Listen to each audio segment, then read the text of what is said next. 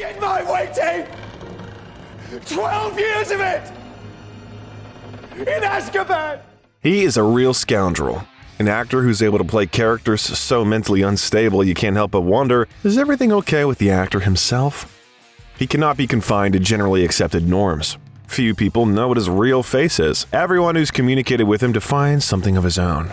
Someone calls the actor delicate and shy, someone calls him a rebel. But all, as one, declare he is harsh in his judgments, responsible in his work, and invariably talented. He is Gary Oldman, an actor who's on the short list of most directors. He's a vampire, an intergalactic criminal, a tragic punk rock idol, an injured wizard, and the Prime Minister of Britain. And this is not a complete list of bright and top roles of the artist. He has finally earned the coveted Oscar, but has he also found inner harmony and family happiness? Hi, you're on the Biographer channel.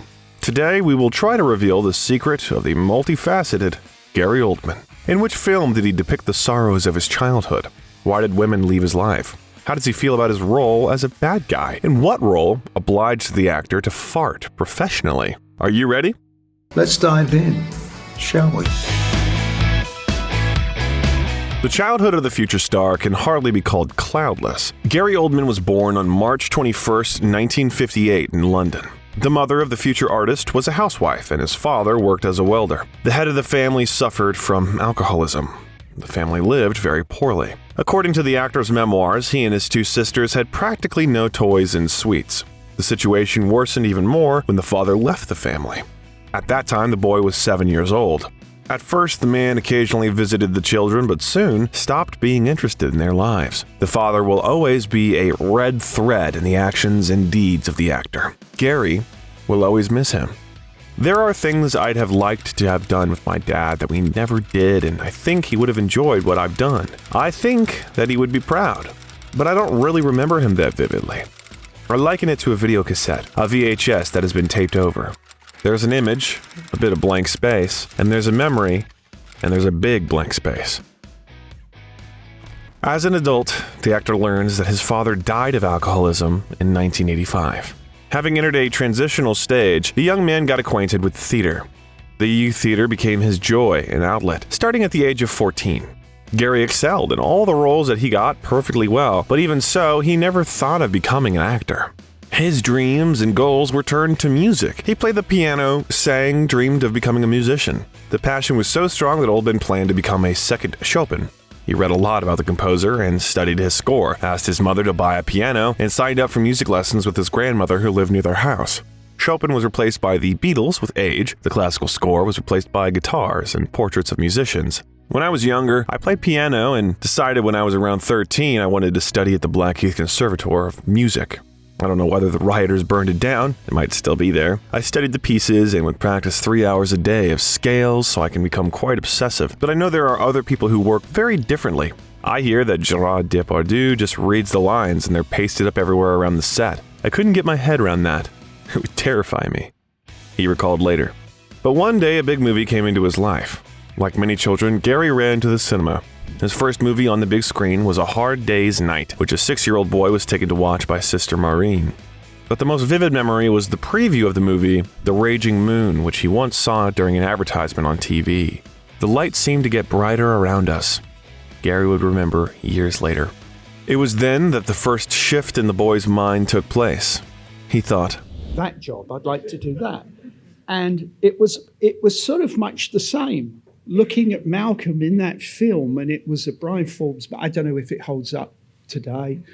But I remember thinking that I want to do that, and it was as crazy as that. It was like it was instantaneous. He was attracted by a mixture of vulnerability and threat in the main character, Bruce, and the young man came to the feeling that this is what attracts the most in an actor. Then he practiced the hero's crooked grin in front of the mirror. Later, the boy will participate in a costume contest, dressing up as characters such as Doctor Who and Batman, feeling how it brings him pleasure. In high school, the future star drops out of school and goes to work. His choice fell on a sports equipment store where he got a job as a salesman. In his spare time, the young man was also fond of playing the guitar and literature. Following his dream, he tried to enter the Royal Academy of Dramatic Art, but the attempt failed. The examiners did not appreciate the actor's talent, and one of them advised Gary to quit acting and choose another profession for himself. Fortunately, Oldman did not listen to the advice. After that, he enrolled in the Rose Bruford College. The future actor was a diligent student and hermit. Already in the first performances, he declared himself as a talented actor. It seemed that during the performances, the whole hall was imbued with his game. But when the performance ended, Gary isolated himself again and avoided his classmates. He did not participate in parties. Instead, he went to auditions, compiled, and sent out resumes. In 1979, he graduated from school with honors, receiving a Bachelor of Performing Arts degree. Some friends laughed at Gary's desire to become an actor, but Mom was very supportive of the future star. But my family were the type that I was very lucky. You know, they were the support. It was if that's what you want to do, then you go for it, kind of thing. Continuing to develop in the industry, the actor got a job at the non-profit theater Young People's Theater in Greenwich, to which he gave almost 9 years of hard work. He even received a number of awards. There are the Time Out's Fringe Award in the Best Newcomer category and the British Theatre Association's Drama Magazine Award in the Best Actor category among them. During this period, film directors began to notice him, but most of the 80s passed for the actor in a busy theatrical schedule. In addition to working at the Greenwich Young People's Theatre, Oldman constantly toured Europe with the Glasgow Theatre Group. Among the famous productions is Dick Whittington and His Cat, in which the actor got the role of a cat. From about this point on, he began to feel like a professional actor. The realization came for Gary. I did it. I think it was back in 1979 when I first walked this stage, and at the end of the week, it gave me a pay packet. It wasn't very much. I think it was about £13.50 or something. I couldn't believe that I was doing something that I loved, and they were paying me for it. It's hard to top that. With the exception of a small role in the film Remembrance, he participated in production after production, getting into the prestigious Royal Court Theatre and Royal Shakespeare Theatre. Although the actor did not see himself in a big movie then, he remembers his first appearance on the screen with pleasure. The very first thing, Colin Gregg, yeah? Yeah. A lovely experience, lovely man. It was the birth of Channel 4, Film on 4. Some terrific actors working on it. It was so exciting. It was the first time I'd ever been on location. Having a theatrical education, Gary believed that cinema was something very far away from him, and yet the early stage of his career consists not only of theatrical roles, but also film ones. But it wasn't on purpose. It just happened, he says. There were periods when Oldman spent the whole day working on a film, and then in the evening, went to work in a play. His 1985 performance as Scopy in Edward Bond's The Pope's Wedding earned him great acclaim. More attention was paid to the actor. They began to offer him the first small roles. So he appeared in episodes of the drama Meantime, the TV series Dramarama, and Morgan's Boy. But the actor himself still has not seen himself in the film industry and even refused offers. It's quite possible that he would never have seen Jean-Baptiste Emmanuel Zorg if it had not been for this role. A role that Gary didn't want to take on. Gary Oldman began his career with an image that became decisive for him for many years to come. The actor flatly refused to play the role of Sid Vicious, a rowdy and brawler from the musical group Sex Pistols. As we said earlier, he did not plan to build a career as an actor in a big movie. In addition, Oldman did not think that the musician's story would be really interesting to anyone, and no one would want to watch the picture. Director Alex Cox barely managed to convince Gary, and only after 3 attempts. A banal argument worked. A good fee, $35,000, which was an impressive amount at that time. The biographical story is aimed primarily at revealing the scandalous musician's relationship with Nancy Spungen, performed by Chloe Webb, and his involvement in her death. It's about codependent relationships, about the destructive nature of fame, addiction to substances, and the fatal consequences that befell both heroes. Despite the fact that Vicious was a morally contradictory character, the director manages to reveal his bright sides and gain the audience's sympathy for both Sid himself and his doomed relationship. Oh, I'm sorry. I'm sorry. Well, I wish we had something to it as well. In order to portray Vicious on the screen, the actor had to lose a lot of weight, which is why he would later end up in the hospital. The prototype impressed the actor by the fact that he is a non-standard person, a rebel, although the role itself seemed to him primitively written. Therefore, the actor tried to portray and interpret the character in his own way. Moreover, Gary's input was valued during filming, and under his influence, the ending of the film was even changed. This made him feel a bit like a director. The authors tried to convey the era and culture of punk rock, the inner workings of the industry, and the experiences of the actors as much as possible. Interestingly, in the early stages of production, Sid Vicious himself helped them in this, making adjustments before his premature death. The picture Sid and Nancy was a huge success among the audience and had high ratings. Despite the fact that it didn't pay off, Gary was noticed. Premiere Magazine has compiled its own rating of 100 performances of all time, and the role of Sid Vicious in this rating was placed at 62 positions. His work earned him several film awards, including from the Film Critics of London. Gary Oldman's acting skills have received a lot of positive reviews from critics and literally opened all the roads to Hollywood for film. However, not everyone was happy with the result. The leader of the Sex Pistols, Johnny Rotten, spoke very negatively about the film. I still get asked questions about the film. I have to explain that it's all wrong. It was all someone else's f***ing fantasy. Some Oxford graduate who missed the punk rock era. But the actor himself turned out to be the most serious critic. He considers his work at Sid and Nancy to be one of the worst in his career. If Sid and Nancy comes on TV and I'm channel surfing and I see a second of it, I want to just throw the television out the window. I had no interest in the Sex Pistols. I looked at it and thought, why? Why would you make a movie about these people? But it's got charms. There's great things in it. It's Roger Deakins cinematography, one of his early films. But it's just old stuff now, to me. After the release of the picture, the actor was offered another scandalous role. Playwright gay Joe Orton in the biographical drama Prick Up Your Ears by Stephen Frears. At the time of the film's release in 1987, no one was ready for the main character to kiss a man. Therefore, the picture received mixed reviews. The actor himself often jokes about this fact, saying that he now understands women and what it's like to kiss an unshaven man, and he considers working in the film to be an invaluable experience. One of the features of preparing for a movie role is the almost complete absence of pre-rehearsals, and Gary had to get used to it, practicing his character, studying him on his own. So it turned out to be the hero of Orton, who, according to legend, had to lisp all the time. The actor was preparing for the role as best he could. That he had this, and he said, no, I kind of don't want that. I spoke to, I don't know whether it's method, but I spoke to the brother, the sister. I spoke to Kenneth Williams, Ken Cranham, people that had worked with him, and built, and also we had the book, Prick Up Your Ears. And so you build a picture of the person, and then really it let your imagination fly. After such a successful start, the famous film critic Roger Ebert called Oldman the best young British actor of our time. Gary was showered with offers from famous and not-so-famous directors. At the same time, the actor was immediately offered leading roles.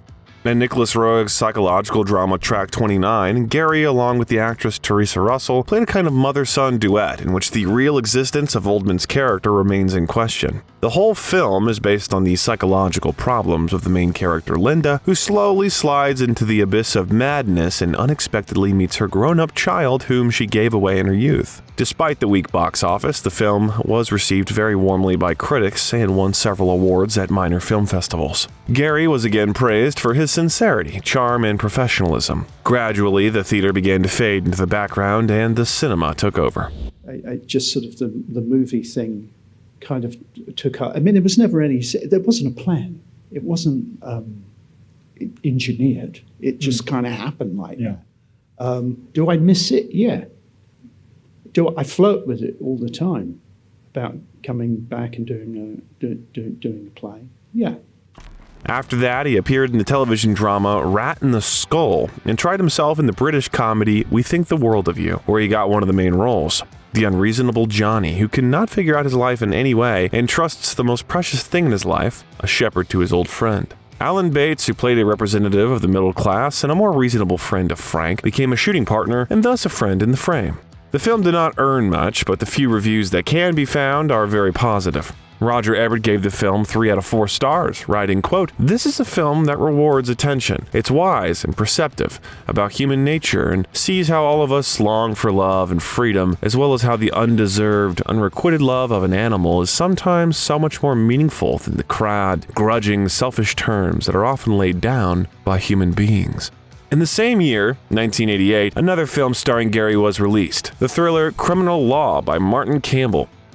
It turned out to be an organic duo in which Oldman is a young lawyer, Ben Chase, and Kevin Bacon is a serial killer maniac. Chase is a typical devil's advocate, a professional in his field who enjoys successful cases, but his clients are accused of various crimes. Professionalism comes into conflict with morality when he sets free a man who eventually turns out to be a serial killer. Campbell managed to create high tension between the two main characters, and Gary's character finds himself between a difficult choice: to fulfill his professional duty, but sell his soul to the devil, or sacrifice lawyer ethics and take justice into his own hands. For Christ's sakes, if the prosecution can show the personal files of otherwise unrelated victims were in your client's mother's office in his own house, he won't see daylight until Judgment Day. And justice won't be done. The picture received mixed reviews, but Oldman's game pleased everyone. Variety commended the work of Oldman and Bacon, but criticized the story's ill-defined pretensions as an essay on the American legal system and a herky-jerky continuity that's fatiguing instead of tingling. Kevin Thomas felt that Criminal Law proceeds from one weakness to another, but describes Oldman as electrifying. A year later, there was another biographical drama. Under the direction of Mick Jackson, the actor who portrayed a soldier, a former Korean War hero who ends up with PTSD in the Chattahoochee Psychiatric Hospital. But the reality of the hospital differs from our ideas, and the main method of treating patients is torture and bullying. The young Oldman was accompanied by Dennis Hopper and Frances McDormand. Hopper was the first truly stellar partner in Gary's career at that point, but even with his excellent performance, Oldman was able to outshine everyone. Reading the commentators, one involuntarily comes to the thought: the young Oldman gave himself up to the roles as if he lived them on his own. For the actor himself, such a difficult and controversial job was a professional breakthrough. And at the same time, the picture received low ratings at that time and did not pay off at the box office. Later, Chattahoochee will be called an underrated picture of a star. The actor himself thinks so. Even now, at the dawn of his career, Gary was distinguished by his courage and improvisation.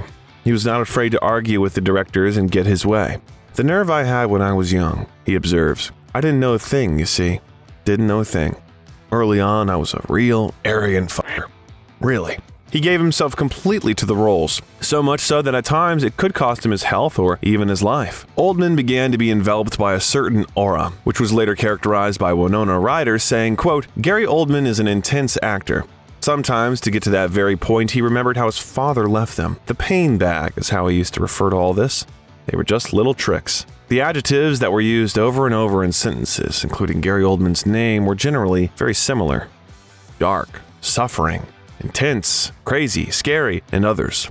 After a while, he will say that it was unwise to open up to the public so much and that he regrets some of his revelations. But during this period of his career, Gary needed to follow this image. I think I hammed it up a bit and played to the gallery. I played it up a bit. But I'm sure Pierce Brosnan walked around wearing suits and stuff and thinking he was James Bond. I was consumed by amour back then. In 1990, 3 works with Gary's participation were released at once. This is a cameo role in the biographical drama Henry and June, where he's listed in the credits as Maurice Escargot. It stars Fred Ward and Uma Thurman. The film was based on a real complex relationship between writer Henry Miller and his wife, and the story was imbued with an abundance of bed scenes and fantasies of the main characters. The film explores the theme of sexual liberation, creativity, and the boundaries of love. Maybe that's what attracted Gary. Who knows? Or maybe Uma Thurman, with whom he became much closer after filming, but about their marriage a little later. The second film of the year was Tom Stoppard's comedy Rosencrantz and Guildenstern Are Dead, where the director reinterpreted and turned inside out the famous play by William Shakespeare. In the postmodern reading of Hamlet, the director uses the original text selectively, bringing to the fore the life and internal conflict of 2 minor characters, Rosencrantz and Guildenstern. Their appearance in the source material is only episodic. They appear on stage only for a short time and have little effect on the plot. Stoppard, on the other hand, looks at Hamlet through the eyes of these 2 poor souls. He gracefully turns the tragedy into a farce dedicated to the wandering of 2 dummies around Elsinore in search of meaning, fate, and destiny.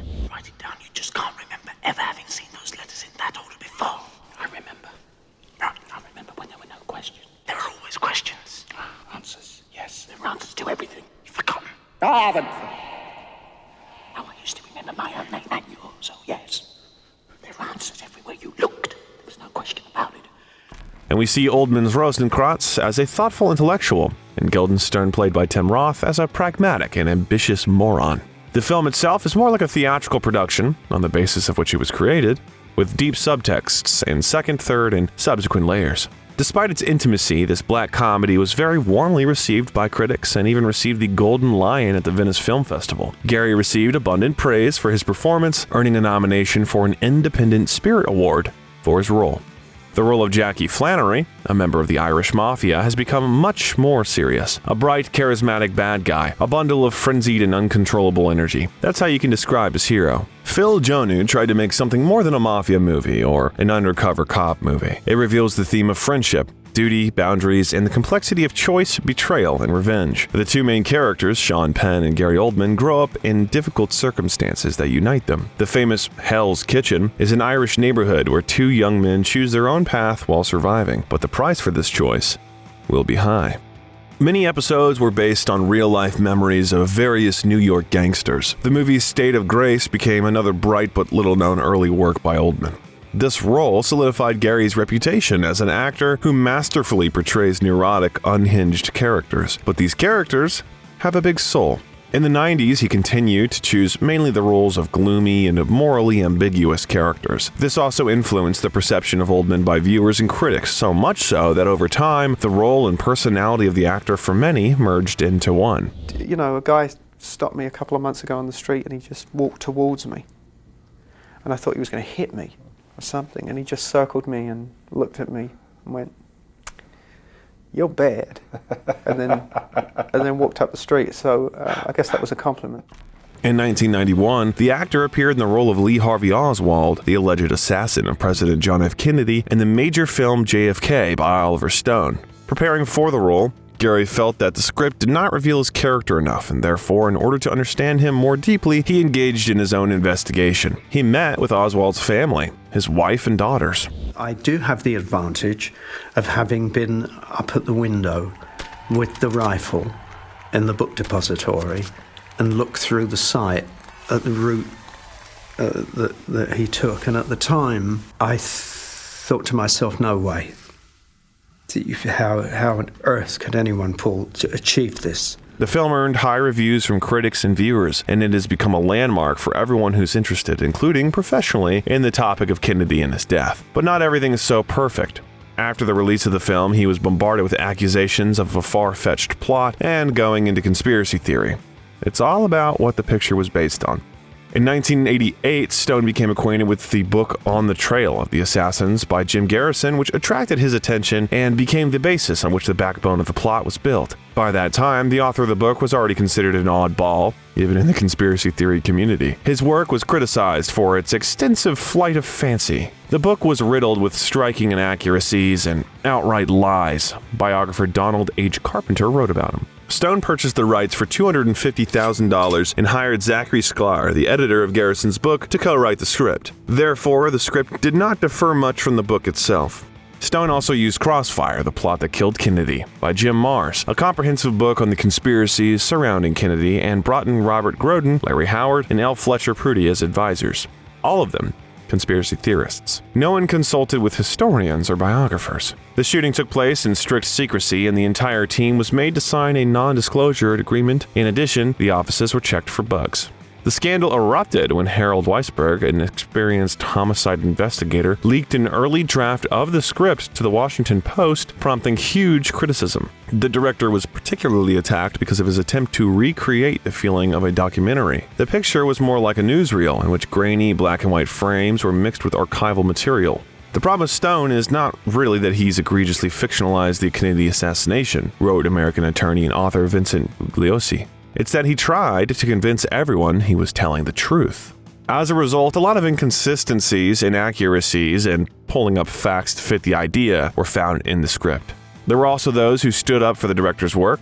I think the film can be treated too harshly. says Dr. Ken Drinkwater, a lecturer and conspiracy expert from Manchester Metropolitan University. It's entertainment and based on some facts. There's a license for a filmmaker to present more of an exaggeration. If it was a documentary pointing to Lee Harvey Oswald not being the lone assassin, it wouldn't have sold as many box office tickets. Stone defended himself in an interview. "I've created a counter-myth to the official one.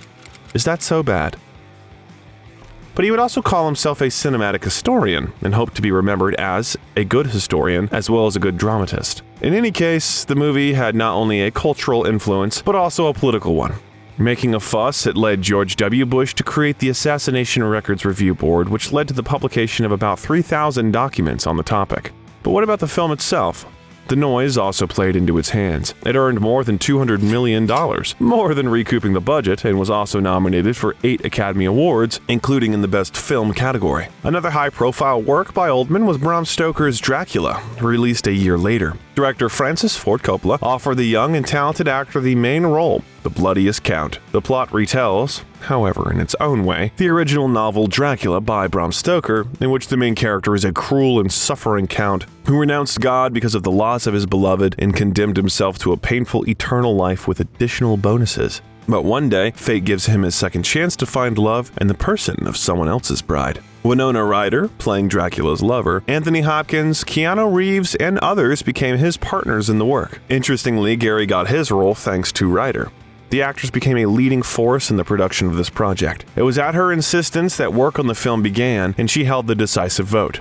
She brought the script to the famous director, not even hoping that he would be interested in it. Coppola was too busy working on The Godfather 3. But as the actress herself recalls, he glanced down at it politely, but when he saw the word Dracula, his eyes lit up. In fact, Coppola's first choice for the role of Dracula was not Gary. The famous director considered Daniel Day-Lewis for the role, but the latter was involved in another project. Oldman came in as a star replacement, not really looking forward to playing the role himself. It was never on a bucket list. It was never sort of like, oh, I've got to play Dracula.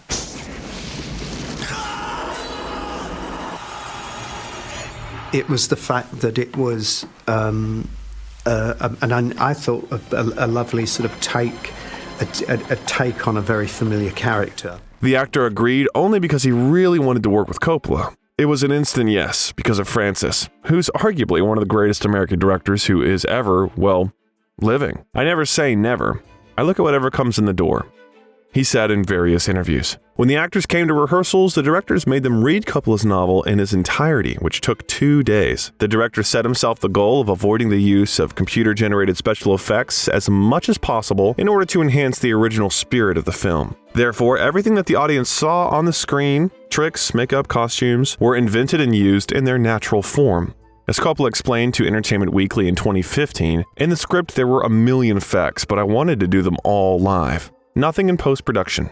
Do them all in the camera. I couldn't get anyone to take me seriously, so I fired the special effects department and hired Roman, who is an enthusiast about magic. There was also a conflict during filming, and the main opponents were the 2 main characters. They were so uncomfortable with each other that Winona swore off working with Oldman ever in the future. Most of the tension came down to the difference in acting techniques. Oldman, as an adept of full immersion in the character, did not leave the image of Dracula throughout the work on the picture. As a method actor, Gary was alienated from the rest all the time, showing not the best character traits at the count. Moreover, Oldman even slept in a coffin night after night to prepare for the role. There's a funny story connected with this. I remember saying to Coppola, we went to what we affectionately called it Camp Coppola. We went to Napa for 4 weeks rehearsal. And they were, Keanu Reeves was going horse riding and ballooning and doing all of these sort of exercises, all this different sort of stuff. And he was taking them off. And I said, well, I'm 400 or 500 years old and I'm dead. What do I do? But he did get me a coffin. But I slept in once or twice. In an interview, the actor said, I tried to play him as rather like Raphael, like a fallen angel. He's torn. It's a tortured soul. I don't play him out now as an evil kind of character. I mean, there's all that in there too. It's a delicious cocktail.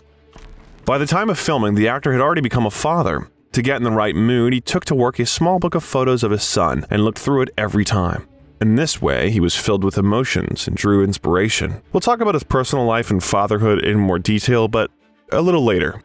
In the meantime, let's get back to Count Dracula. Ryder, assessing this character, said that Oldman gives him not so much mystery as danger, tragedy, and unpredictability. The Gary that I know, he's a very emotional person. Maybe that comes across sometimes as being intense, but I see it more as just extremely emotional, and he has access to those emotions, so he can channel that into his work very easily, she said about her colleague.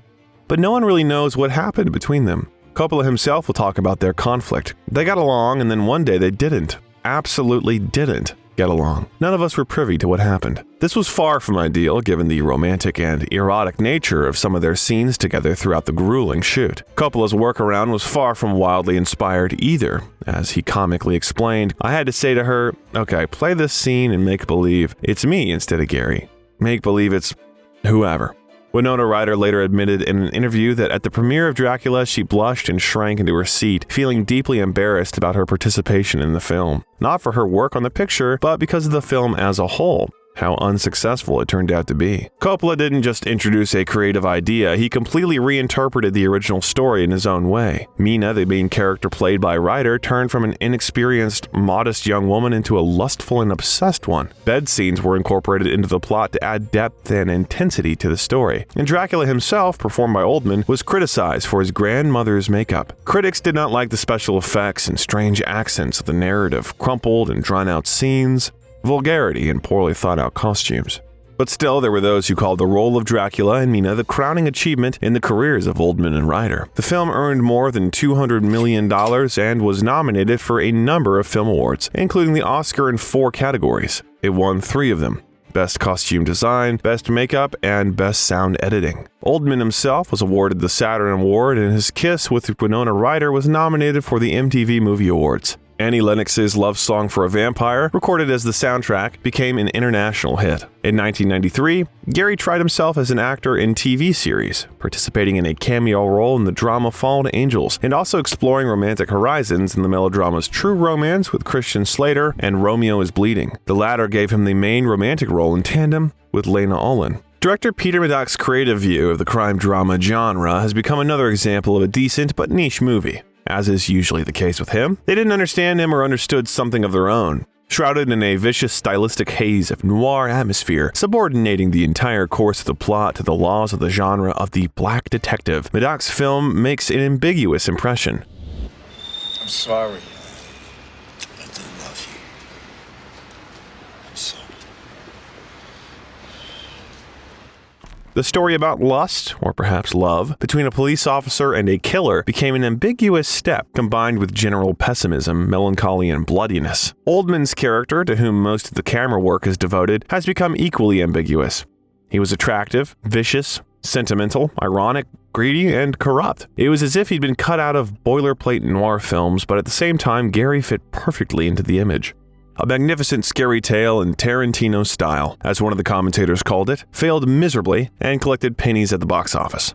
But despite this, it received a high rating and critical praise. The following year gave Gary the opportunity to fully improve his ability to try on completely different roles. We see the actor in cameos in the famous Friends, as well as in crucial positions in the dramas Murder in the First and Immortal Beloved. The actor remembers the time spent during the filming of the famous show about 4 friends with great pleasure. Spent an afternoon spitting at one another. They were looking for someone, and I think he may have put my name in the hat. I think, they've called and said, would you like to come in and do it? You could get used to it, I'm telling you. They had these beautiful dressing rooms, they were all done out. The craft service was wonderful. You came in on the Monday, you did the read-through, you went away, you might come back on a Wednesday, couple of rewrites, block it on a Thursday, and Friday you shoot it and you're home by dinner.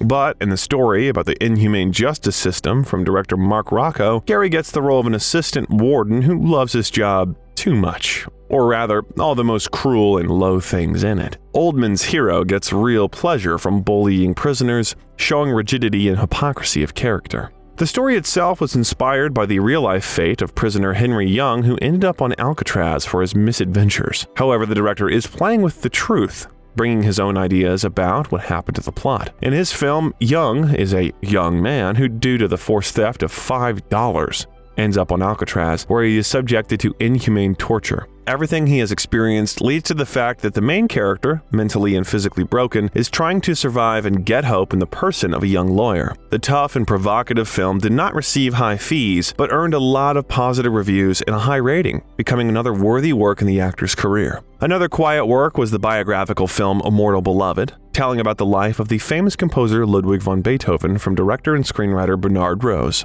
The main role went to Gary Oldman, and a difficult task fell on his shoulders to plausibly convey the character and experiences of a man who lived and died long before his birth. The film is shown in a non-linear chronological order where the flashbacks reveal the story of Beethoven, the secrets of his lousy character, talent, injuries, and secret love. In search of the woman to whom the composer addressed his suicide letter and inheritance, the leitmotif of the film passes.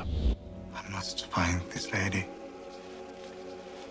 He bequeathed his entire estate to her.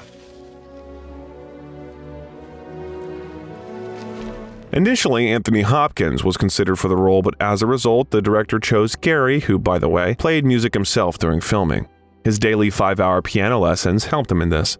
The choice was very successful, as it was the actor's performance that received the bulk of rave reviews. Mr. Oldman is never far-fetched, and he captures Beethoven as a believably brilliant figure struggling with his deafness and other demons. His performance combines bitterness and eccentricity with a deep romanticism that can be heard in the music. He also manages to echo familiar notions of what this composer was like, while also providing a larger vision of lonely, single-minded genius. The New York Times will write about him. The actor showed a similar eccentricity in the film, which made him popular all over the world. The role of a corrupt substance control officer in the film Leon became one of the most iconic of the 90s, and even considering that the main roles were concentrated in the hands of Jean Reno and the young Natalie Portman, Oldman's character was remembered and loved by many. Well, as much as it's possible to love a villain. Leon was destined to receive cult status and all kinds of awards. Everyone really liked the story about the love of a 12-year-old girl and a hired bearded killer under a hail of bullets, and the persecution of corrupt policemen and mafiosi. It isn't the kind of love you thought of, but platonic and fatherly daughter love. The picture wouldn't exist if Bruce Willis wasn't so busy with projects, and the work of Besson, as well as the entire film crew on another cult film, The Fifth Element, was postponed. In order not to waste time and so that the team would not be idle, the talented director did a very difficult trick. He wrote the script in just 30 days and shot the picture in 3 months. He had the idea a long time ago while working on the film Nikita, where the prototype of Leon had a cameo. In The Cleaner, Victor, who fixed the main character's mess-ups, caught Luke's attention as a character with great potential. Luke decided to develop a separate story dedicated to him. That's why the original title of the film sounded like The Cleaner. Although no, we were a little bit wrong. There were hints with sexual overtones in the picture, but they were later very cleaned up. So in the version that was released in Europe, there was a scene where the characters lie in the same bed with Matilda and talk about sex. But in the American version, there's no trace of this scene, which is understandable. As usual, many of the scenes Oldman played were his improvisations. He used his skills as a method actor to immerse himself in the role. It was so vivid that it often shocked his colleagues. During the scenes, he often experimented with his character's reactions and actions to create a layered and unpredictable image. So, thanks to Gary, we saw the scene where Stansfield confesses his love for Beethoven. I like these calm little moments before the storm. It reminds me of Beethoven. Or there's the episode where the hero sniffs Matilda's father, or one of the most memorable scenes where Stansfield screams. Interestingly, Gary did a lot of things just to amuse his colleagues, or because it might look funny. Even this very scene that we showed 2 minutes earlier was aimed at making others laugh. To the sound guy, this one's going to be really loud, so, be careful, mind your ears. And then the guy says to me, bring me I say, bring me everyone. And he says, everyone? And I go, everyone. And of course it did make Yes. them laugh. And then of course it was in the film. But it's become such a sort of iconic line. The phrase became not only iconic, but also consolidated the actor's idea of instability and unpredictability. In addition, Gary studied the archetypes of maniacs and murderers in history to understand how to play Stansfield more convincingly.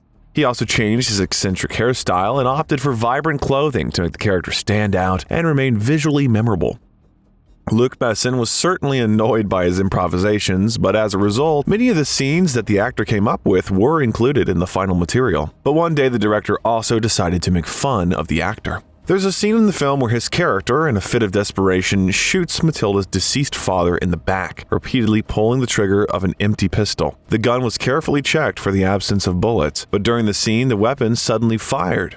At that moment, Gary thought he'd killed his colleague. Of course, it was a prank, and no one was hurt. The film became a hit due to its unique combination of violence and depth. The picture became a pass to Hollywood for the main actors, and Oldman was no exception. Leon earned $45 million with a budget of $15 million. Critics were mixed in their assessments. They praised the successful combination of genres, plot, visual style, and music, but expressed dissatisfaction with the level of violence. Jean Reno, Natalie Portman, and Gary Oldman were recognized for their bright and talented acting, and Oldman's character was named one of the most memorable villains of the 90s. As if stepping away from his usual villainous roles, the actor suddenly takes on the unexpected role of a reverend. However, in the melodrama The Scarlet Letter by Roland Joffé, his character does not honor the admonition, do not commit adultery too much, and starts an affair with a de facto married woman. But still, the film's about love. About the forbidden love between the two main characters because the action takes place in the 17th century with all the puritanical mores of America at that time. Oldman's partner in on-screen love was the beautiful Demi Moore. I've put you in too much danger. And I must end it by walking away now and never speaking with you again. The film was an attempt to film the novel of the same name by Nathaniel Hawthorne at the end of the 19th century. For Oldman, it was an attempt to move away from the imposed role, to play not only people who are not very healthy in their heads, and discover something more in themselves than expression and the ability to transform. When Gary got the call, he was very happy about the opportunity. In a climate of a spate of movies about blowing up buildings and all of that, it's nice to go and see a movie where the main underpinning theme is love and honesty. Tenderness and kindness. It's a good old-fashioned love story, and that's refreshing. He'll say later, I get very much linked and associated with the people that I play. Maniacs, crazy policemen, and psychopaths. So there's a strange perception of me out there in the world that I must be a crazy maniac, and I'm not. I'm rather tender, loving, and sweet. And those are all the qualities that I loved about Arthur.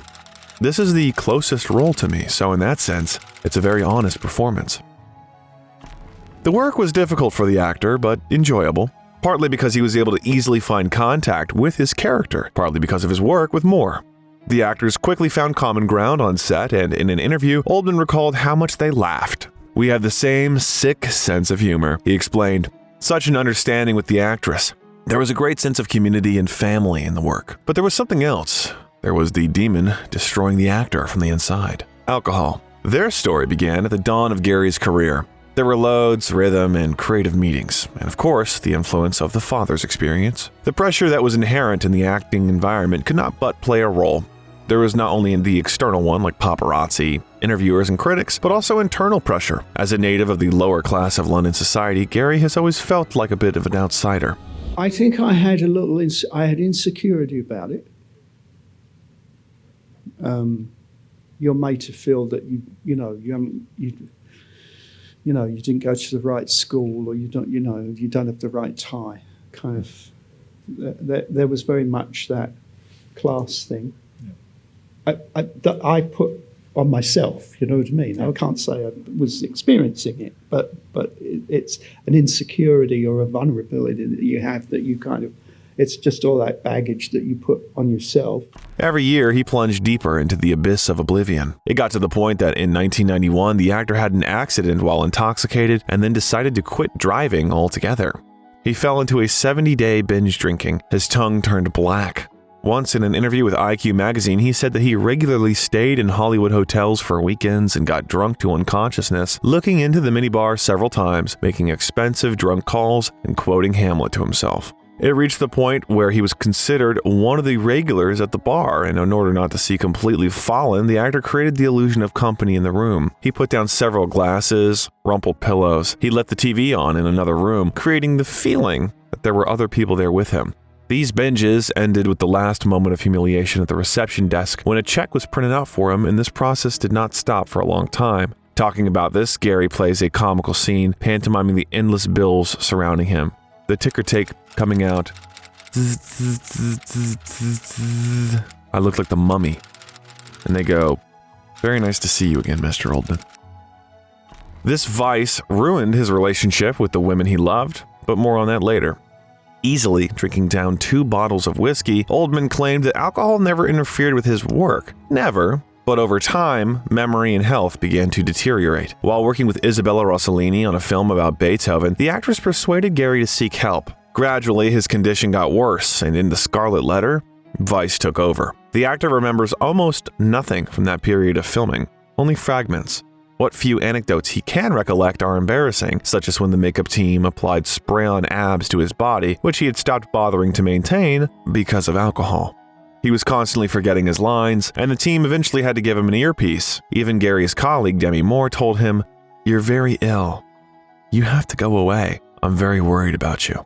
The attempt to play the good guy turned out to be unsuccessful. The film received a nomination for 7 Golden Raspberry Awards, earning a reputation as the worst films ever made.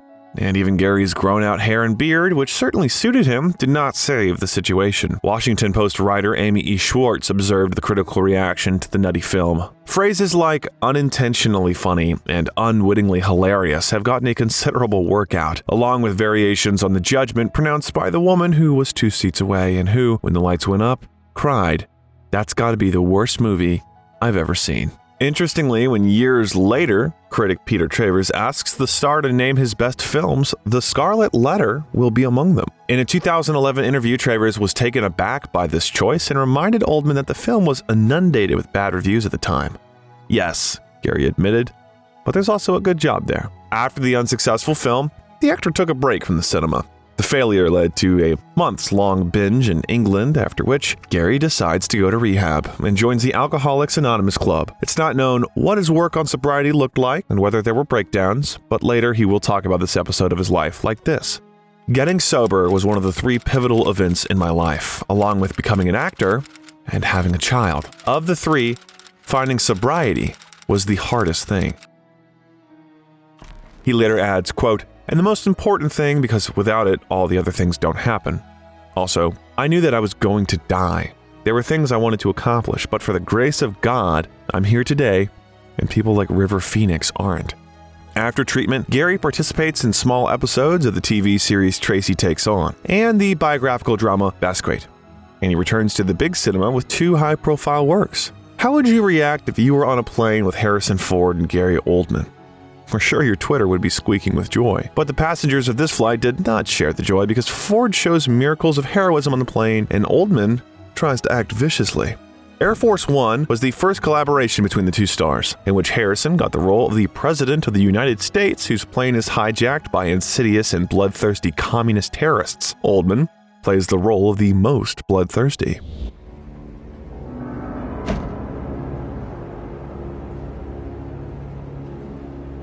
Wolfgang Petersen's solid classic action movie received mixed reviews. Critics faulted the film for its cliched and banal plot, but praised the action sequences and the performances of the 2 lead actors. Duh. After all, Oldman really beat Ford during the scenes with their fights, and Ford himself asked his on-screen opponent about it for greater authenticity. Gary himself was not happy about it, but eventually agreed. What you won't do for work, even a few friendly bruises. But still, the culmination of the actor's career was a film that wrote itself into history.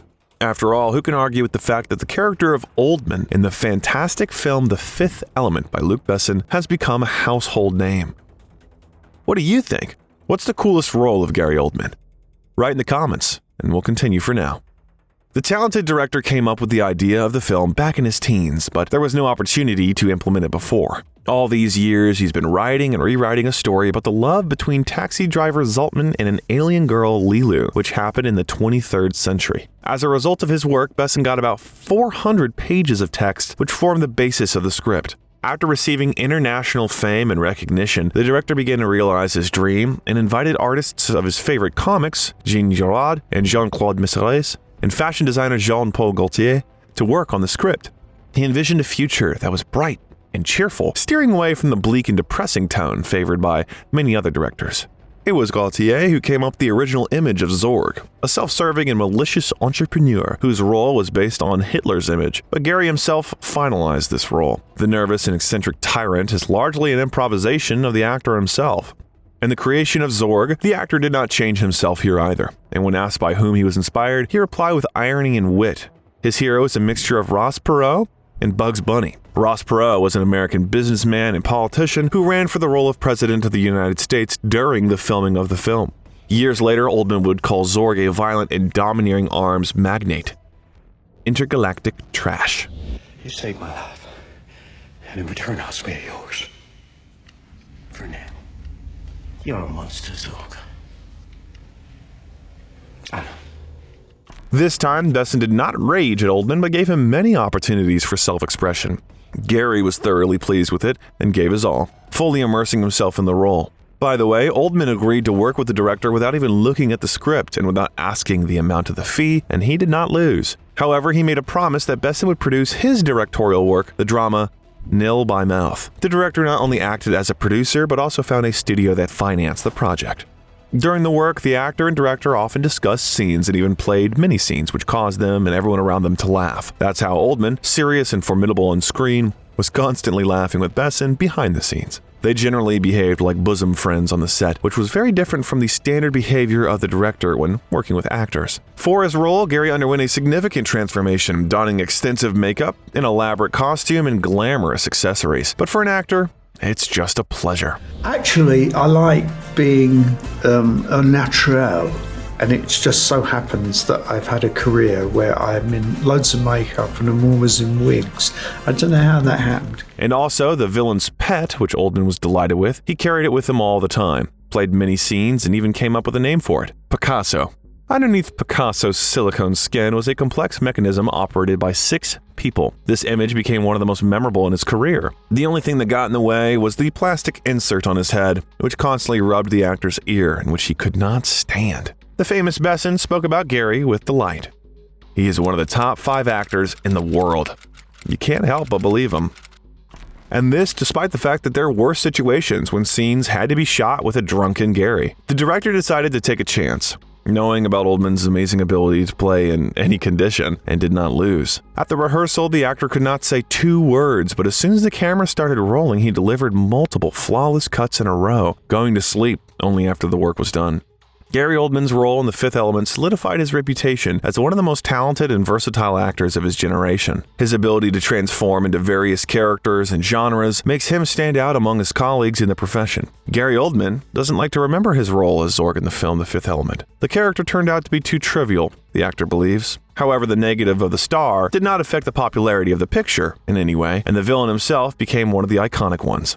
The Brighton was dissatisfied with the final version of the picture, as he repeatedly told the press. As a result, he considered the on-screen image of his hero redundant and absurd, and the story itself left him indifferent. Gary is generally very critical of his work. Gary Oldman often remarks that the moment he watches himself on screen and believes his work is wonderful will be the moment he loses himself as an artist. Interestingly, most of his successful works began with the fact that he refused them. First of all, because of self-doubt. I'm nearly 60. I've been doing it 40 years. And I say to myself, why they should get someone else. Yeah. You know, and it's nearly always happened with the things that have been the most challenging, the most rewarding, and the most successful. At the end of the 90s, the actor devoted himself to simpler projects. He received a minor role in the not very successful science fiction adventure film Lost in Space, and also became Pontius Pilate in the Italian miniseries Jesus. In addition, the actor was persistently engaged in his own project, the author's film Nil by Mouth, the script of which he wrote himself and which was based on his own childhood memories. The film became a kind of therapeutic work which revealed the story of a London family living in conditions of mutual violence, poverty, and addiction. It's honest with the viewer. It does not savor, it does not embellish, showing the whole underside and baseness of people who are beyond the line. The mother takes her son, who's going through withdrawal, not to the hospital, but to the dealer because she has no money for treatment and she cannot bear to see him suffer. The main character beats up his pregnant wife and she loses her child. There is the social bottom of London, hopelessness, a mess in the souls and heads. And yet this is a film about love, A love that is strange and incomprehensible to us, but no less real. It gets more and more into place when you find out that Nail by Mouth was dedicated to Gary's father. An important scenario detail is the little heroine, a girl who's made to be present and grow up during the showdowns, drunkenness, and fights of the main characters. The emphasis on the child was made in a special way, which suggests that through the eyes of a girl, the actor depicted what he remembers from his own childhood. At the same time, Oldman identifies with the main character who, although he hates his late father, also feels a deep love for him. His phrase, "Why didn't you love me?" seems to be written off from the feelings and experiences of the actor himself, whose father was already dead at the time of the picture's release. The film was Gary's only directorial work. He needed to do it, and there was no need for reflection anymore. At the same time, critics praised his work. Nail by Mouth brought the actor 2 BAFTA awards and a nomination for the Palme d'Or in Cannes. There was another promotion. In 1998, Oldman, along with his manager, Douglas Urbanski, founded the SE8 Group company to produce and shoot independent films. He wanted to realize his own vision in the industry by shooting works that would be truly interesting to him. Millennium met the actor with the role of zealous and mean-spirited Republican Congressman Sheldon Runyon in the film The Contender, directed by Rod Lurie. His character is determined to ruin his opponent's career, using any means necessary, regardless of how low or unscrupulous those political tactics may be. The director deliberately decided not to go into the mainstream. It was much more important to reveal the topics that were burning for him: the purity of political confrontation, the social role of women, human morality, and professional ethics. It doesn't matter what I have to say for myself. Oh, it doesn't? Well, it seems to me, Mr. Chairman, that all you can claim about me is that I had sex while Deviant sex. Oh, who deviant? Who says it was deviant? I do. And what I say, the American people will believe. And you know why? Because I'll have a very big microphone in front of me. The picture received a lot of good reviews from the audience, but it remained not too popular. At the box office, it also barely beat the budget, and at the same time, it confirmed that Oldman brilliantly plays bad guys, and not only psychos with extravagant hairstyles. His hero is an ordinary person who chooses his actions intentionally and consciously, and at the same time, it's impossible to hate him to the end because there are quite logical motives behind his actions. Another good review was Bob Gale's fantasy Interstate 60, which gave Gary another key role. O.W. Grant is a strange half-man, half-genie who can fulfill your every wish. However, this desire will be a trick. Despite the fact that Gary's game was praised, they found something to criticize for, namely, for the small amount of screen time that was allocated to his character. It just so happened that big bets began to be placed on the actor. But still, the bright work of this period was the role in the bloody thriller Hannibal, where the actor was again able to work with Anthony Hopkins. Oldman's character in the film is very colorful, a sadistic millionaire and a pervert who enjoys acts of violence against animals and illegal actions regarding children. Here, Mason Verger is the main antagonist of the Lecter, and one of the main branches of the plot is based on their confrontation. But in fairness, Verger became the apogee of Oldman's villainous character. The actor spent 6 hours a day in the dressing room. Everything had to be done to make the actor unrecognizable. Oldman's makeup artist, Greg Canham, said, "I knew we could get away with more with him than some other actor." The first thing he said was, "Can we stretch my eye open?" No lips, no cheeks, no eyelids. It's really disgusting. I've been showing people pictures of Oldman as Verger and they all just say, "Oh my God," and walk away, which makes me very happy. A photo soon appeared online that illustrated the entire complex process. I had 2 pads that were stuck and anchored to my lids. And then I had 2 ones here, and they were in little tubes that ran down underneath the makeup. And they anchored sort of to a third nipple. And when we did a take, they would pull down my eyelids and pull up my eyes. And then there was a technician who was on, watering my eyes sort of every minute. But there was another challenge in the actor's work. Since his character is motionless for most of the time and there's a huge amount of makeup on his face, the only way to convey the character of his hero was his voice. It was on it that Gary worked for a long time, and for the final formation he met with the actor of the novel Hannibal, Thomas Harris. Harris spoke to him in a very Mason-like manner. Oldman then swiped Harris's voice for the character, though obviously dialing up the menace a few notches. The actor's name was also completely removed from the marketing texts and credits of the film. I'm playing the man with no face, so we just had a bit of fun with it. We thought it would be great, the man with no face and no name, and sort of do it anonymously. But no matter how much fun it is, such a cruel character is mentally draining. Despite the fact that Hannibal earned a high rating and $351 million at the box office, reviews were mixed, almost negative. Surprisingly, the picture was criticized for excessive violence. Fortunately, the actor's game did not get the criticism. After the release of Hannibal, Gary practically does not act anywhere, appearing only in a few passing films and game voiceovers. He's not been seen working on a feature film for almost 3 years, and upon returning, he decides to radically change his career, as well as his role. Why? Because people always say to me, why are you always the bad guy? Why do you always play the villain? And then they think that that's what you're like in real life, I guess. Scary Gary. But I'm not. Oldman is called in Hollywood the actor's actor. Due to his remarkable talent for transformation, his villains are considered the most charming in Hollywood, and even in minor roles, the actor manages to attract attention to himself. Gradually, the career of the eccentric popular actor began to decline, and fans saw him only in minor roles in major films, which caused many to be puzzled. They asked what caused such a sharp decline by the mid-2000s and a change in role. But is it possible to play the bad guys, get used to their skins, and not feel the effect on yourself? The answer to this question will be Oldman's 2004 statement that he was tired of playing psychopathic villains. You know, I had to sort of put an end to it because I was becoming typecast and pigeonholed, and I would constantly be offered villains. As if to confirm his words, he decides on the role that largely determined the second half of his career, the image of the wizard Sirius Black in the famous Harry Potter films. And if you think that his character is simple, unambiguous, and crystal clear, no. But the gloomy light magician Black is definitely in the company of good guys, and it's nice to look at such a transformation. I was happy to star in films that my children can watch without fear, Oldman said of the role. But the preparation for the role of Black did not meet the expectations of the actor. Since the books were in extreme secrecy at the time of production on the franchise and the details of the story were not disclosed, Oldman was able to get acquainted with only one of them, the fifth. And there's only one picture with the image of Sirius. While working on the picture, there were enough difficulties, but perhaps the greatest test was the scene by the lake where Dementors suck out the soul of his hero. It took a long time to be motionless, and the cold in which the work took place added to the discomfort.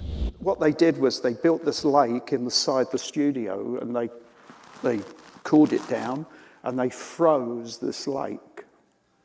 And I had to just lie there for a week. Day in, day out, doing nothing. Doing nothing, but then you'd have to get, I've got, could someone, my kidneys are really they're getting a bit cold, and then they'd put the little hot water bottle under you, and then you'd lie there like that, and then day 3 you go, my neck is killing me in that position, and they'd put a little pillow underneath you. After the release of Harry Potter and the Prisoner of Azkaban, Gary will lament that he's dissatisfied with his work. In an interview, he admitted that if he had access to the whole story, he would have portrayed Black differently, delving deeper into his story and motives. As a result, Gary called his work mediocre, while clarifying that he's very critical of his game and not of the picture as a whole. It's not me looking at the movie and saying it's a terrible film or I'm terrible. I just wish it had been under different circumstances. Not to be rude to any of the people out there who like that film. What I meant by that is, I think as any artist, actor, painter, you're always hypercritical of your own work. If you're not, and you're satisfied with what you're doing, that would be death to me. If I had watched a performance of myself and thought, my God, I'm fantastic in this, that would be a sad day. My best work is next year. But no matter how Oldman criticized himself, his character became one of the most beloved in the entire franchise, giving rise to a lot of media references, memes, and theories. The film itself received a lot of rave reviews and an audience award. With a budget of $130 million, The Prisoner of Azkaban earned almost $600 million. It's not surprising that Sirius Black, played by Oldman, appeared in the following parts: Harry Potter and the Goblet of Fire, and Harry Potter and the Order of the Phoenix, which became no less popular and beloved than their predecessors. Whether he will be filmed, if there is a sequel, definitely not, the actor is sure. His character's story is over. I'm dead. Sirius Black is dead. A little boy once said to me, oh, what's on the other side of the veil? I said, Commissioner Gordon. Another such role was the image of incorruptible policeman James Gordon in Christopher Nolan's Batman trilogy. The first film was Batman Begins, which, like Potter, was released in 2005. Although initially the actor was offered the role of the antagonist, it's not known which one exactly. There are various rumors about this. Oldman himself suggests that he should have gotten the role of Cillian Murphy.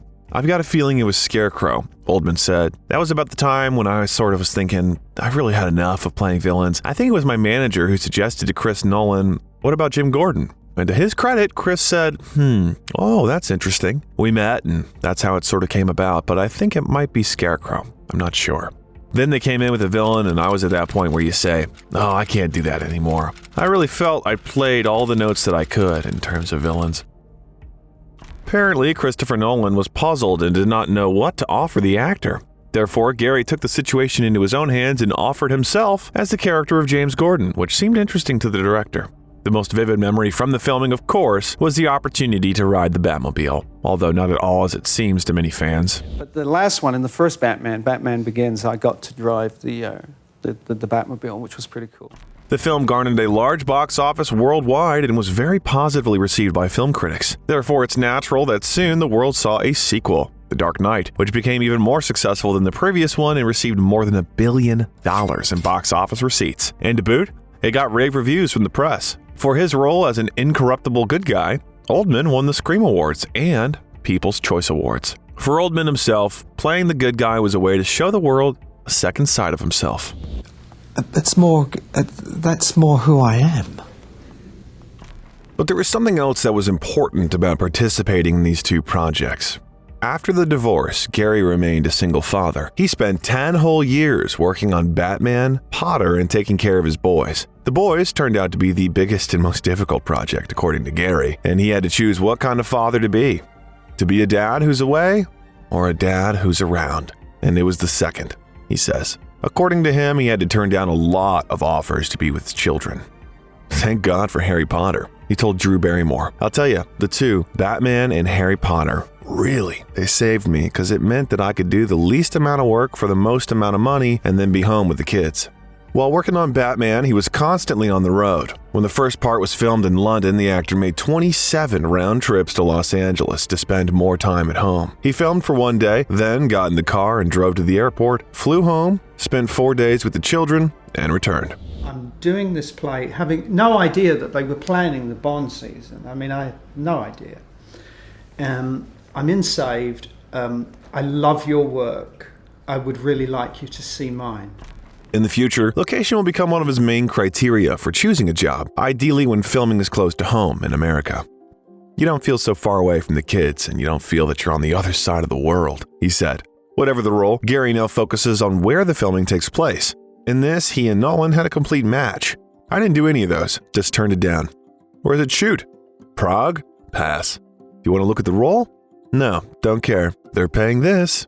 Don't care, but it's a great part. Who cares? Too far away. And the great thing about Chris is that he's so prepped and he knows exactly what he's doing. You're home for dinner and you put the kids to bed, says the actor.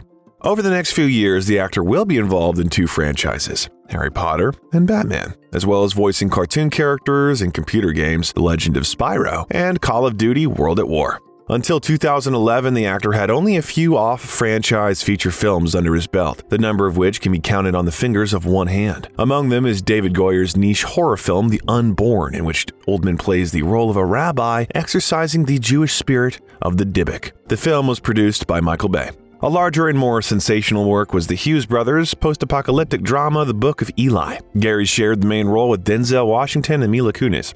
The story tells about the mission of the main character, Eli, who must bring the last sample of the Bible to a safe place. He's one of the few survivors of the apocalypse in the world. On the way, he meets an antagonist, Carnegie, the leader of the post-apocalyptic population, who's trying to get a hold of the book in every way. Interestingly, Carnegie is portrayed as a negative, greedy, and depraved character. It seems the actor decided to make an exception for the Hughes brothers in taking on such a role. Gary admits that he was attracted to the Western format and the role of such a sheriff in the city, which he did not have in his career. Given the situation, given the time and where they are and what has happened, I see him as really just a survivor. He's got great character and ingenuity. He says about his character.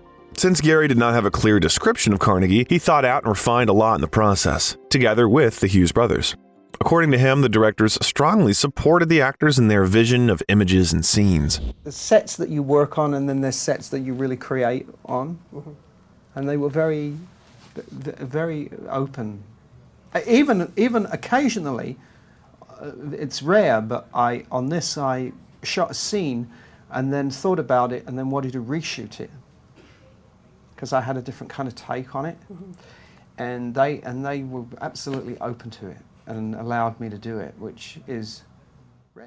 The mutual understanding that Oldman and Washington had was achieved through a single meeting before, when they just sat down for coffee and talked about their characters. As such, there were no pre-rehearsals, and Gary claims that this is sometimes the magic of his work. The film was very warmly received by both the audience and critics. It also earned $157 million at the box office and 3 Saturn Award nominations. Roger Ebert gave the film 3 out of 4 stars, stating, quote, "You won't be sorry you went. It grips your attention, and then at the end throws in several WTF moments which are a bonus." Suddenly, Oldman returns.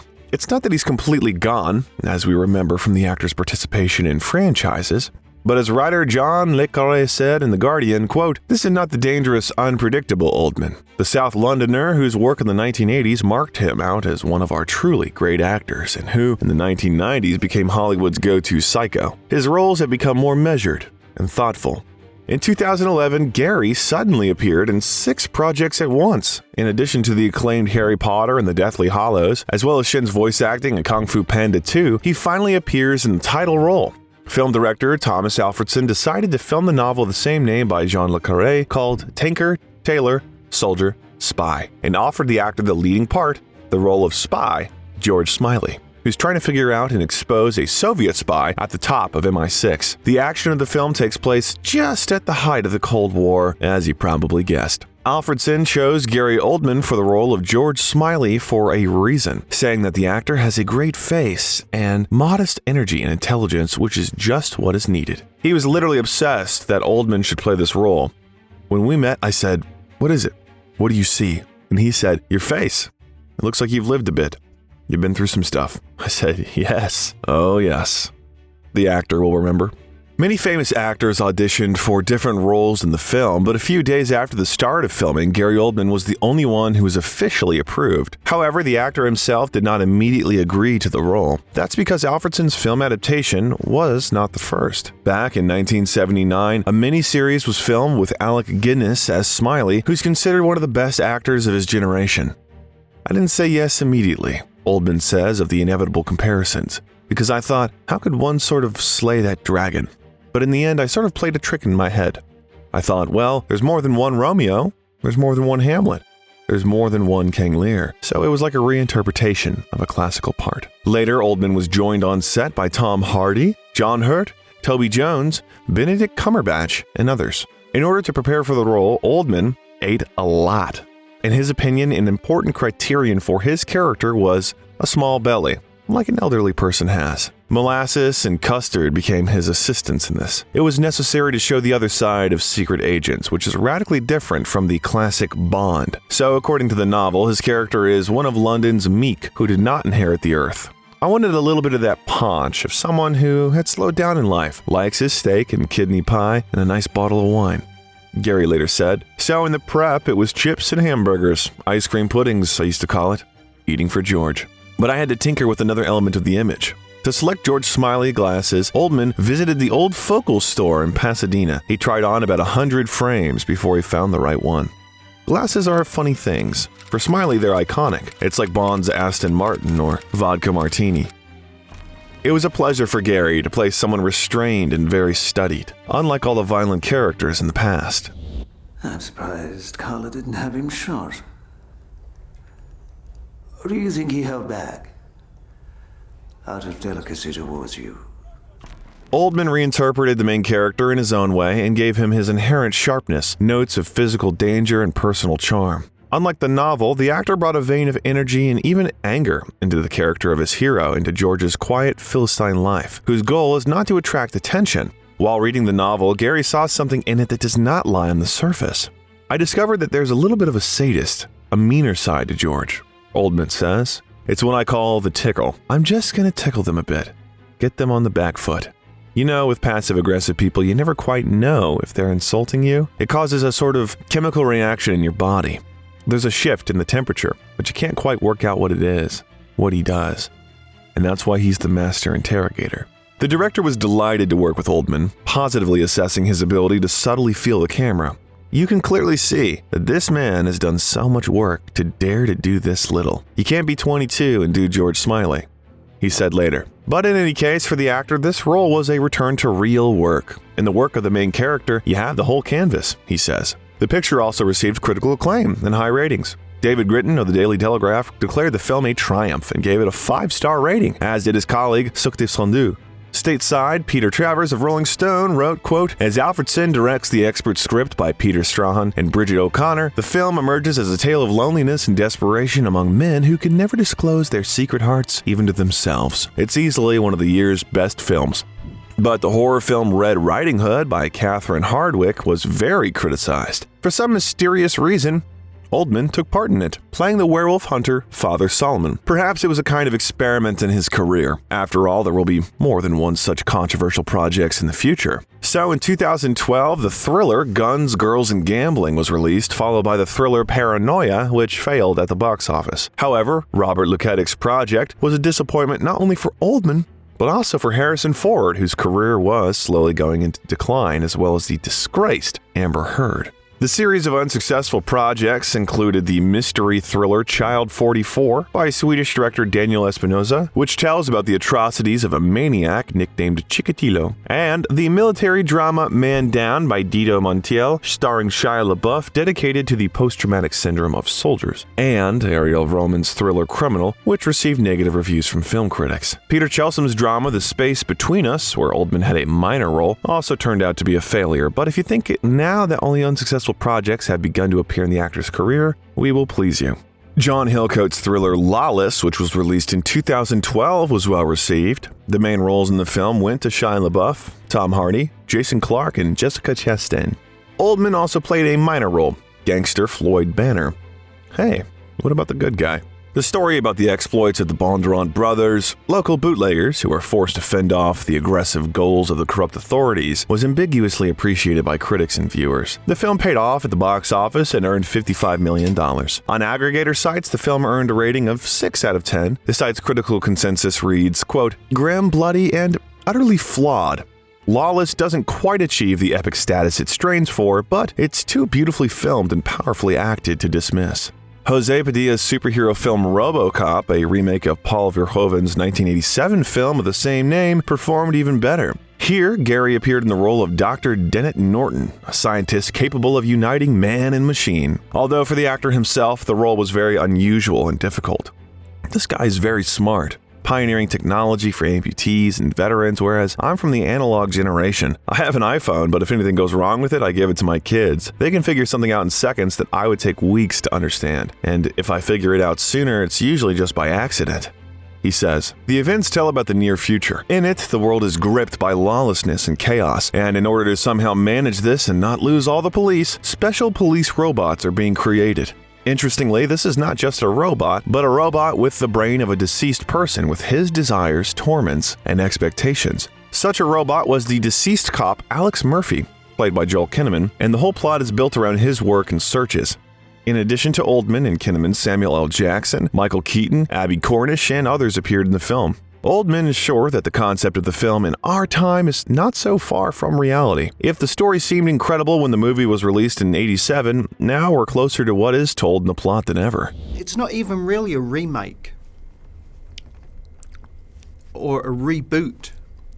It's Jose has taken that concept and that idea from that first film and just infused it with his own imagination and his own sort of talent. You know, is this ethical? RoboCop received mixed reviews, but earned over $242 million. Basically, the comparison with the previous film played against the picture. Most respondents rated the 2014 film worse than 87. Guy Lodge of Variety said that it's a less playful enterprise than the original, but meets the era's darker demands for action reboots with machine-tooled efficiency and a hint of soul. Leslie Felperin from The Hollywood Reporter wrote that the remake, quote, has a better cast, more meticulous script, and naturally flashier effects, but it lacks the original's wit and subversive slipperiness. But the real success of this period awaited Oldman with the release of Dawn of the Planet of the Apes, a science fiction action film directed by Matt Reeves where the actor has a minor role, the leader of the survivors of a deadly virus named Dreyfus. The film takes place after the events of the first film of 2011, Rise of the Planet of the Apes, where, careful, spoilers, primates gain intelligence as a result of scientific experiments and stage a revolution for their rights and freedoms. Now humanity is trying to survive by giving its fate to the decision of scientists. Scientists are trying to find a cure for the deadly virus, and Caesar, at the head of his relatives, is trying to maintain dominance over his territories. In all these twists and turns, Dreyfus tries to confront Caesar and his growing empire. That's kind of what made him an interesting character, because I think ultimately, for me, he's a heroic character.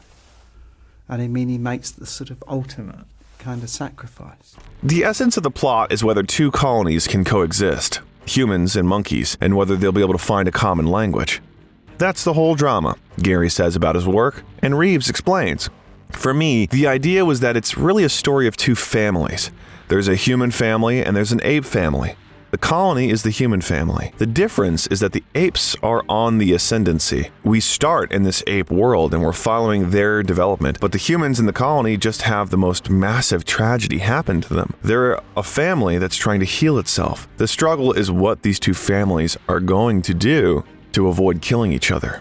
Reeves was a fan of the original story, familiar to many since childhood. Moreover, the director was obsessed with it, and therefore it's not surprising that years later, Reeves decided to create his own film adaptation of the novel. What's so exciting about Planet of the Apes is that people say it's all about the animals becoming in charge, but we are the animals. The idea of having a story about how the animals get in charge, since that's what we are, the story is about us. What I thought was so exciting about getting into this world is to explore how it's a blockbuster and it's a big giant effects movie and it's a summer movie, but it's a very unique one in that it's about our nature.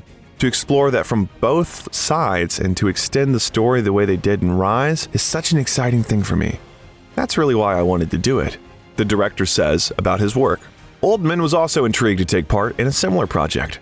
I can't imagine childhood without Planet of the Apes. I was 9 or 10 when the first one came out. It's not only the opportunity to work with these good people, but you're also being asked to be part of cinema history. That was above and beyond the story and Matt Reeves. You're involved with something that, for the most part, comes with a very good pedigree. It went a little wobbly for a while, but we're back on track.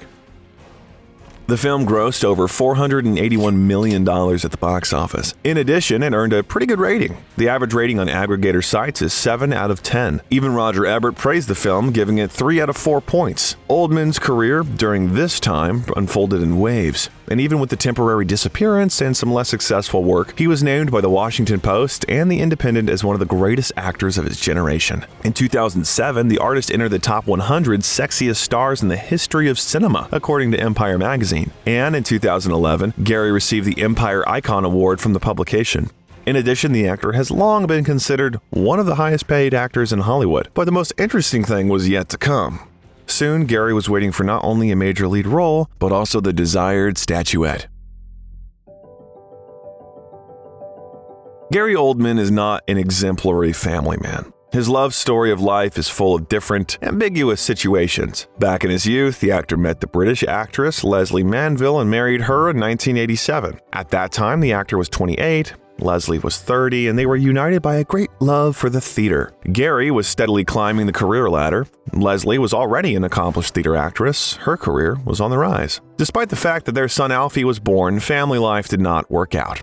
Gradually, Oldman became more and more addicted to drinking without even noticing it, and without realizing the seriousness of the situation. After all, he could drink a bottle of alcohol and then play as brilliantly as ever. 3 months after the birth of his first child, Gary leaves his wife. At the same time, he continued to work actively and help her and her son financially. Manville herself will later tell in an interview how hard it was for her to raise their child on her own. It was a tremendously lonely time. It was in the days before mobile phones as well. We had the best time during the marriage, but then the rug was very severely pulled from under my feet. I thought we'd be together forever. We'd have a big family.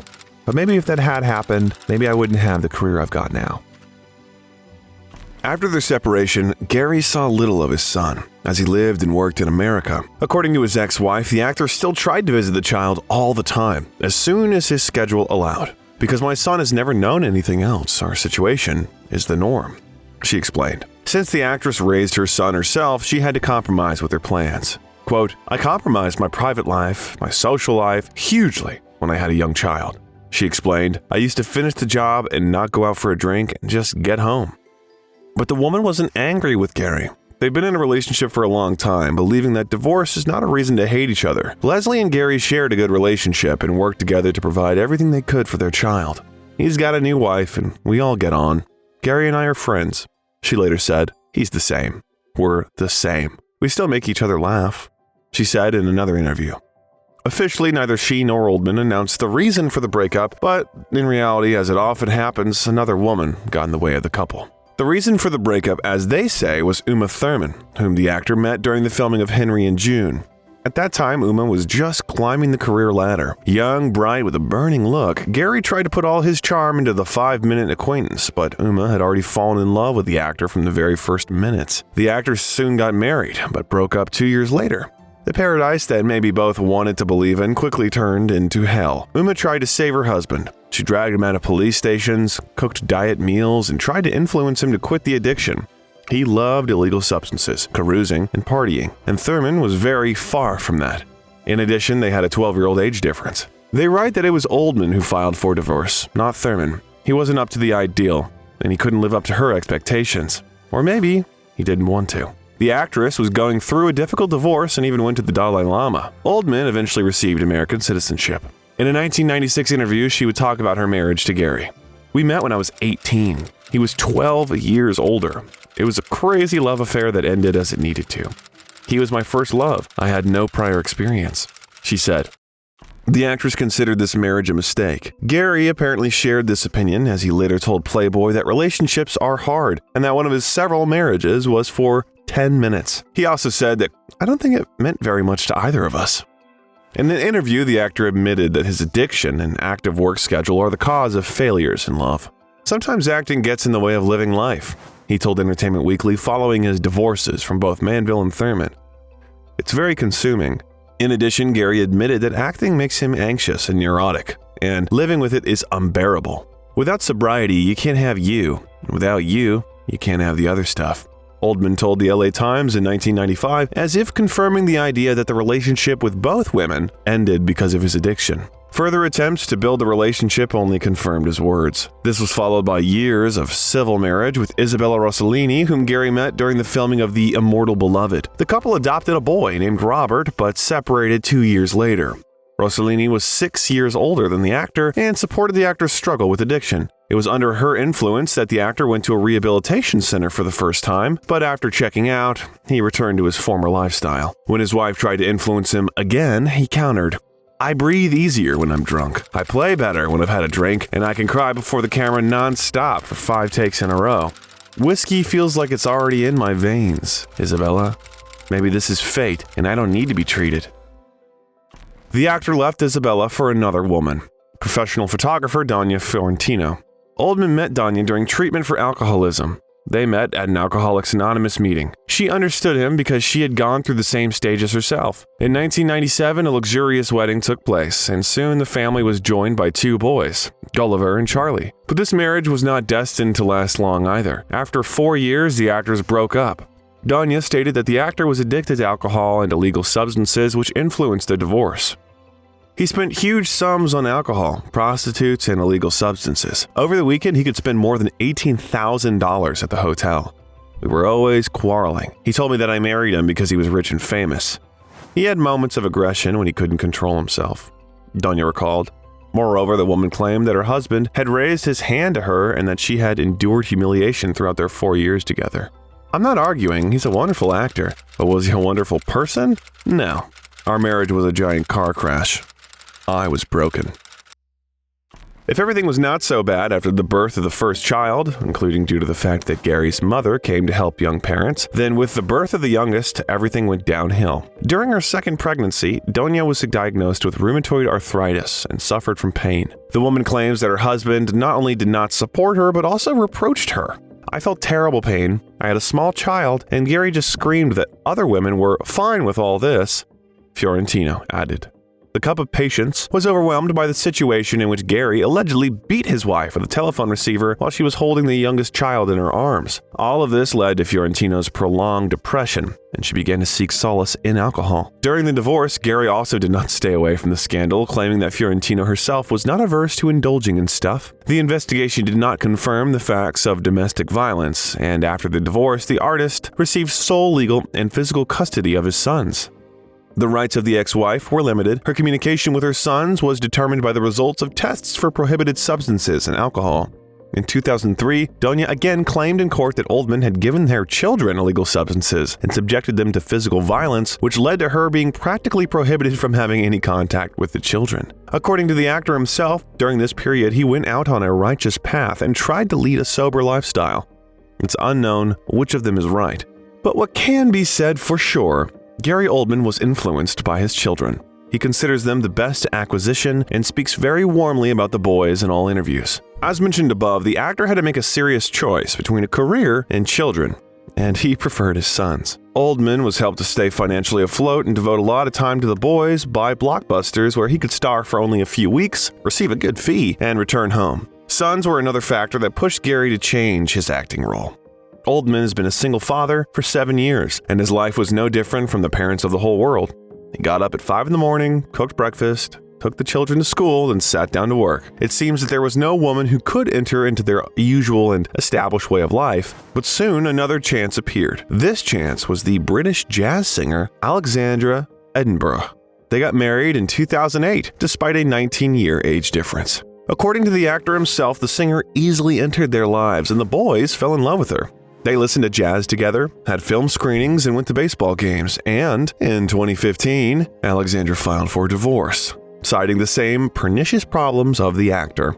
It's known that the actor paid the singer a good payoff during the divorce, $3.5 million. The fifth wife of the Hollywood star was the writer Giselle Schmidt, and the wedding itself took place in 2017. According to rumors, the actor began courting Giselle immediately after his divorce from his previous wife. Then Schmidt interviewed the actor, and the first spark between them flashed, although for a long time, both remained in each other's friend zone. Gradually, the woman began to take up more and more time in the actor's house, and suddenly he offered her to move. The couple had a secret wedding in Los Angeles and invited only their closest and dearest to the celebration.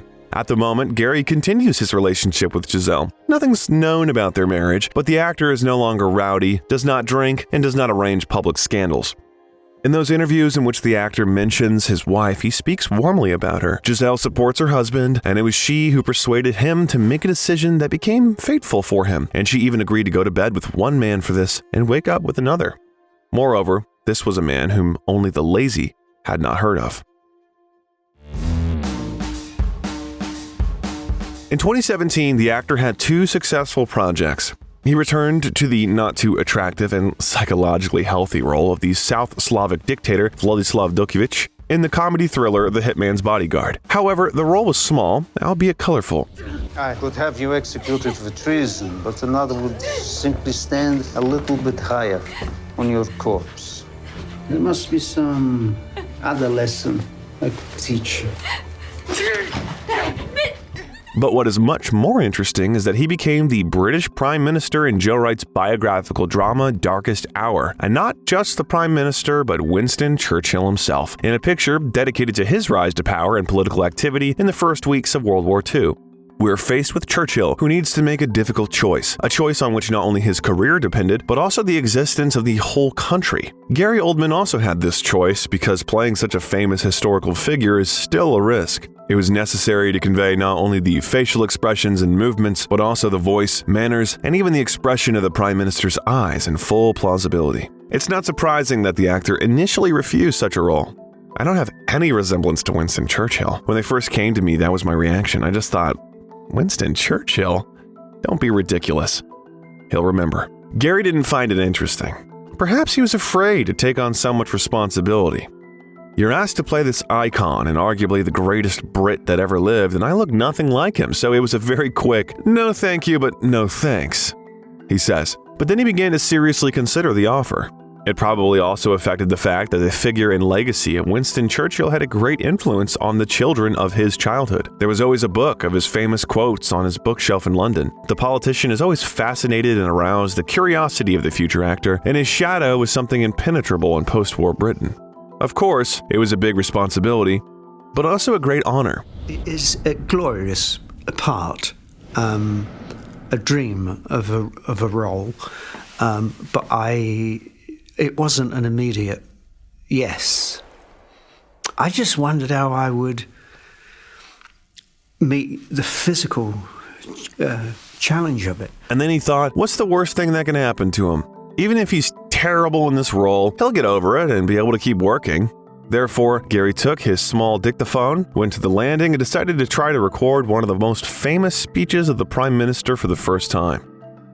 I have nothing to offer but blood, toil, tears, and sweat, he said in his first speech as Prime Minister, delivered sometime on May 13, 1940 in the House of Commons. The actor needed to figure out if he would be able to cope with this task. I had to convince myself that I could do it, and then I took one of the speeches and I started to, almost like a sort of teaser trailer, I started to experiment. Oldman had to be present in every scene of the film, together with makeup and costumes, and took a lot of endurance. He came before everyone else, sat in the makeup chair for 4 hours, and then waited for the rest of the film crew.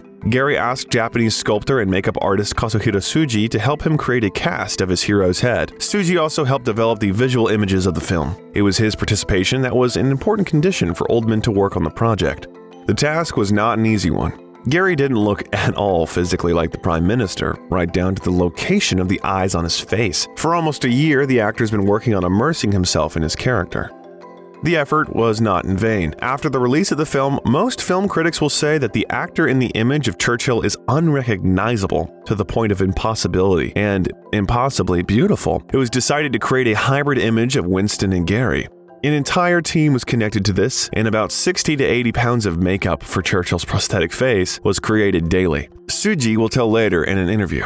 It's always a process of developing and testing. After we took a live cast of Gary, we did probably a total of 5 test makeup in Los Angeles. With so many prosthetics and pads, the result was that Gary was wearing about half his weight every day. During the filming of the picture, Gary smoked 400 cigars in a couple of days, after which he received nicotine poisoning. The actor was given a smoked cigar for 3 quarters, which ran out pretty quickly. After that, the assistant brought Oldman another cigar. This lasted for more than 10 takes of each scene. Once, his wife Giselle even told him that she went to bed with Winston Churchill every night and woke up with Gary Oldman, and this for a whole year. On the other hand, it's wonderful that everything was exactly like that and not the other way around. Gary jokes about it. In addition, Gary looked through newsreels and archives to better understand his character. He came to an amazing discovery. The great Prime Minister is not at all what they used to imagine him to be.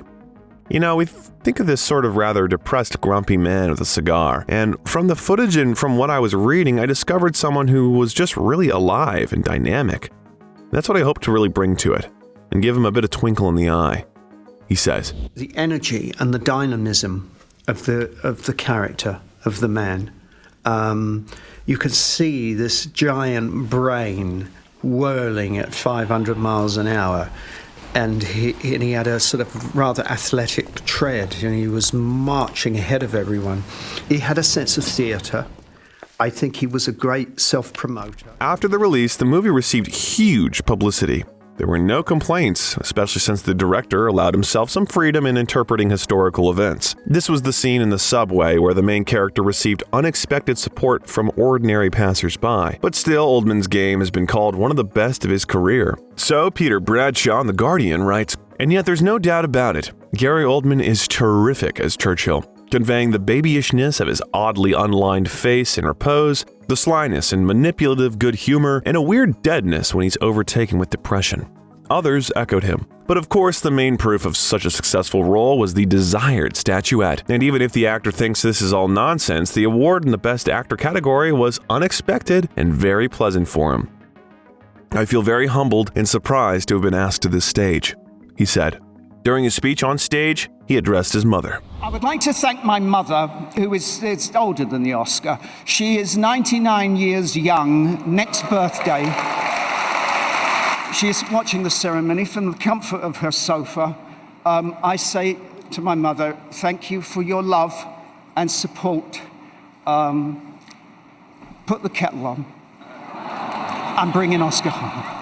Besides the Oscar, there were other awards: the BAFTA Award for Best Actor in a Leading Role, the Golden Globe, and the Screen Actors Guild Award. At the 90th Academy Awards ceremony, the film received 6 nominations, including Best Film and 1 in the categories Best Actor and Best Makeup and Hairstyles. At the 71st British Academy Film Awards ceremony, it received 9 nominations, including Best Film and Outstanding British Film. Not remaining to rest on his laurels, the actor continued to work hard. Already in the next 2018, 2 projects with his participation were released, albeit weak ones. This is a science fiction film, Tau, released on Netflix, in which an actor voices an artificial intelligence. The picture was received with restraint and received a number of negative reviews. Donovan Marsh's action movie Hunter Killer also failed at the box office, where Gary had one of the main roles, Chairman of the Joint Chiefs of Staff Charles Donegan. The film tells about a group of special forces of the American Navy SEALs. Among critics, the film received mixed reviews, who described the film as unpretentious action which lacks thoughtfulness in revealing complex international realities. This was followed by no less controversial works: the drama film The Laundromat, the mystical thriller Mary, the action thriller The Courier, to which perhaps there's only one question: what is Gary Oldman doing there?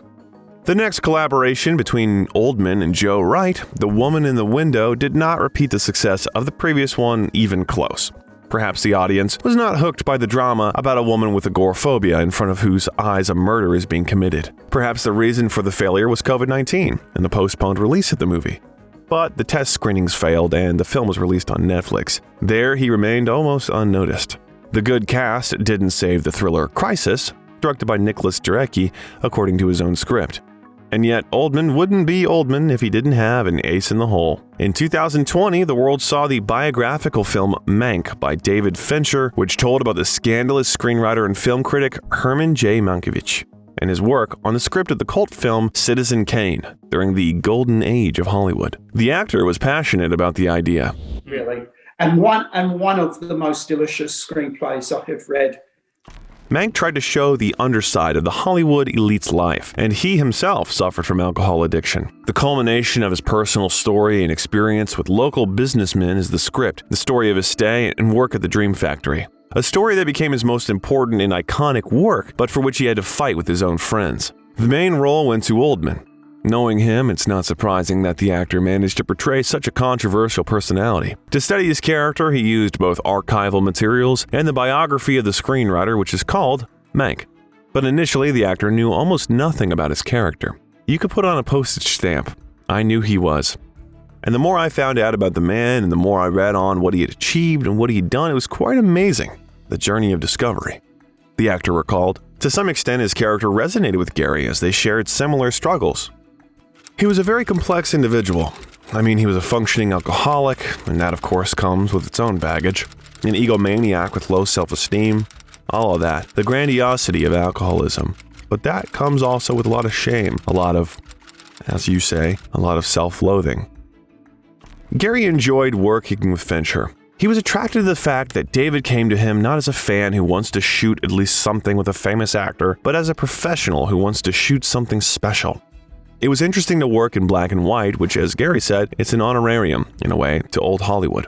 In one sense, it glorifies Hollywood, and it also reveals the nastiness and the cynicism and the ugliness of Hollywood. But there was something that still worried the actor. The thing is, Oldman was used to and very fond of Grimm. It was much more comfortable for him to work this way. And when the director told him, "No, I just want no veil between you and the audience," it bothered him. After all, even George Smiley's character had glasses, and Gary could hide behind them. I do love a disguise. You know, I do like to hide. But I'm hiding because it's all my baggage and all my stuff. And so that was my problem. That wasn't Fincher's problem.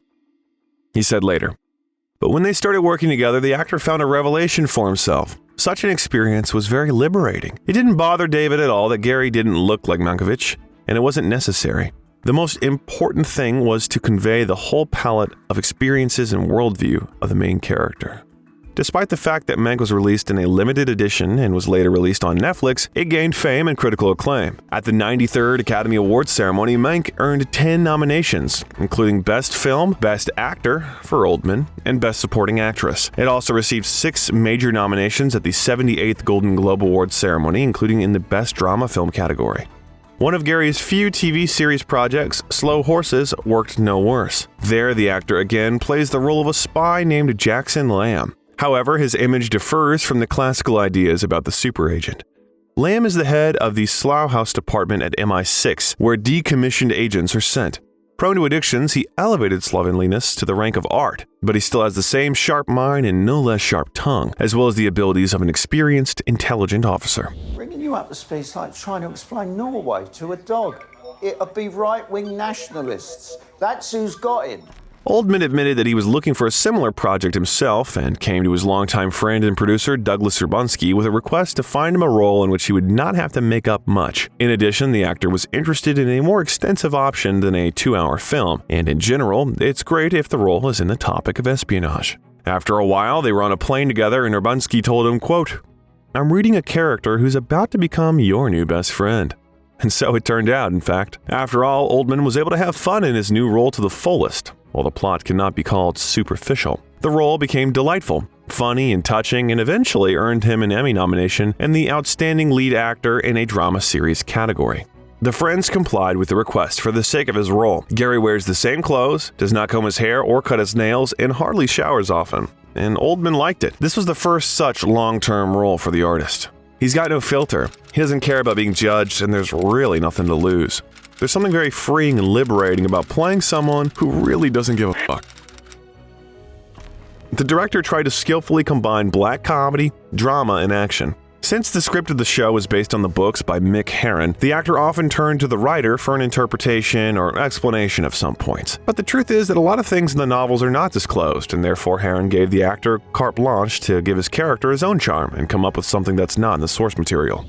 We had an agent in what was left of the Stasi. Partner knew the code name, knew where they worked, but not their identity. Before each new season, Oldman reads the next novel and often asks screenwriter Will Smith, not the one you're thinking of, if he can include his favorite lines in the script. The idea is to find a fine line between the drama and humor. "I think we walked the knife's edge very well," he said. "How much of the drama do you emphasize? How much of the comedy do you play up? I think that's where we kind of came down. There's a lot of humor in the show, but we can't ask for a laugh." Their constant discussion with the director includes the funniest things, such as discussing how often and how much his character should fart. After all, this is his signature feature, along with unwashed hair and dirty clothes.